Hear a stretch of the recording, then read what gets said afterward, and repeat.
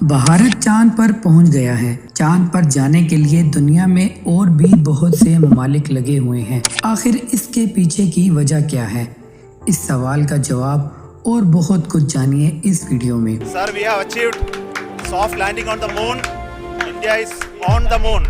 चांद पर जाने की बहुत सी वजह हैं। एक वजह यह है कि टेक्नोलॉजी में आप बहुत आगे निकल जाएंगे। एक रॉकेट से लेकर तमाम चीजें आपकी टेक्नोलॉजी के दावे करेगी। अगली वजह पानी का वहां पाया जाना हो सकता है। इंसान ये जानता है कि अगर पानी वहां पर मिल जाता है तो नई जिंदगी में चांद बहुत मददगार हो सकता है। अगर ये मुमकिन होता है तो पानी को ऑक्सीजन और हाइड्रोजन में कन्वर्ट करके इससे क्वालिटी फ्यूल निकाला जा सकता है, जिससे हम इंसानों के अच्छे दिन का आगाज हो जाएगा। क्योंकि रॉकेट फ्यूल जो है एक लिमिटेड अमाउंट में आप यहाँ से भिजवा सकते हैं। अगर फ्यूल खत्म तो समझे आपके आने का मकसद खत्म। तो आपका मकसद कायम रहे, इसलिए चांद पर फ्यूल होगा तो वहाँ से आप स्पेस को एक्सप्लोर कर सकते हैं। तो ये एक बहुत बड़ी वजह है। दूसरी वजह यह है कि चांद एक ऐसी जगह है जहां बहुत से मेटल छुपे हुए हैं, जिसका अंदाजा हम में से कोई नहीं कर सकता। और इस खोज के लिए इंसान जमीन से चांद तक का सफर तय करने में लगा हुआ है। चांद पर हो सकता है यूरेनियम, टाइटेनियम, प्लेटिनियम या फिर सोना,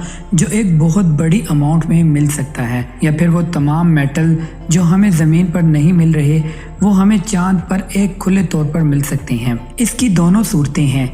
ऐसा मुमकिन हो भी सकता है और नहीं भी, मगर अगर जरा सी भी गुंजाइश है तो इसके चांसेस बहुत ज्यादा हैं। और इसी वजह से जिस साउथ पोल पर लोग जा रहे हैं वहाँ पर इसकी कोशिश की जा रही है, या बाकी जगहों पर जो लोग जा रहे हैं वहाँ पर भी ये कोशिश की जा रही है। तो ये एक बहुत इम्पोर्टेंट फैक्टर है। इसके पीछे बहुत से साइंटिस्ट की रिसर्च हो रही है और ये माना जा रहा है कि कई ऐसे मेटल्स हैं जो इलेक्ट्रॉनिक्स मैन्युफैक्चरिंग में काम आ सकते हैं। तीसरा जो एक बहुत इम्पोर्टेंट फैक्टर है वो ये है कि हमारा चांद जो है वो एक स्पेस स्टेशन हो सकता है। और ये अगर हो गया मतलब ऐसे समझ लीजिए कि हमको यहाँ से कहीं जाना है तो बीच का एक स्टेशन है जहाँ पर थोड़ी देर रुककर हम ठहर कर सांस ले सकते हैं।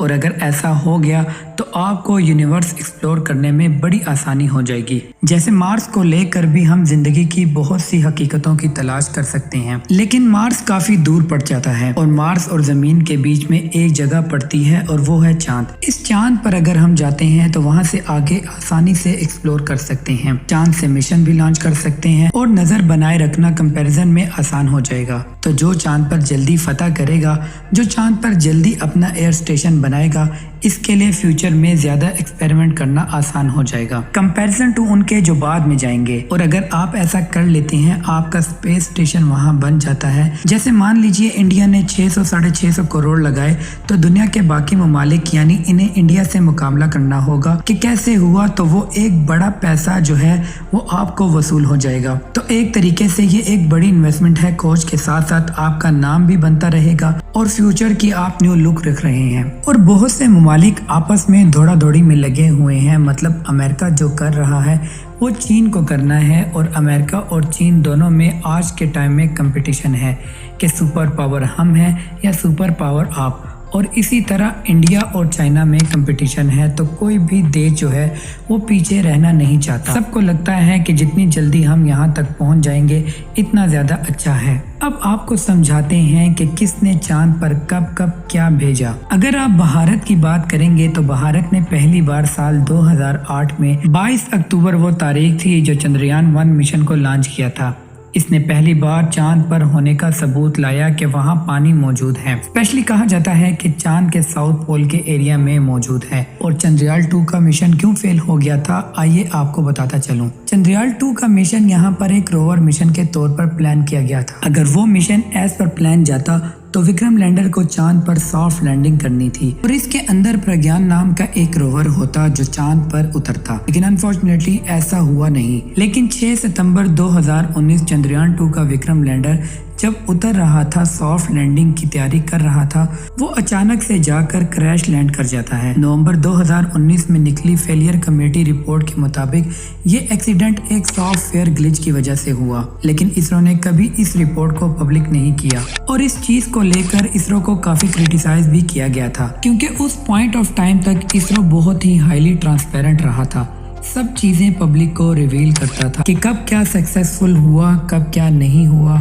क्यों नहीं हुआ। कई महीनों तक इन्होंने ये भी क्लेम किया था कि मून पर टिल्ट होकर गिरा हुआ है, लेकिन फाइनली जब प्रेशर बढ़ा तो 1 जनवरी 2020 में जाकर इसरो के चीफ ने आकर एडमिट किया कि लैंडर एक्चुअली में क्रैश करके चिकनाचूर हो चुका है। इसरो के मिशन कंट्रोल सेंटर पर स्क्रीन से दिखाया कि विक्रम लैंडर जब उतर रहा था तो वो अपने रास्ते से भटक जाता है जब वो करीब 2 किलोमीटर ऊपर सरफेस से था, और जब वो करीब 335 मीटर ऊपर था सरफेस से, इसरो का कांटेक्ट लूज कर जाता है और प्लान के अकॉर्डिंग 400 मीटर ऊपर पहुंचने तक विक्रम को अपनी ऑलमोस्ट सारी वेलोसिटी खो देनी थी।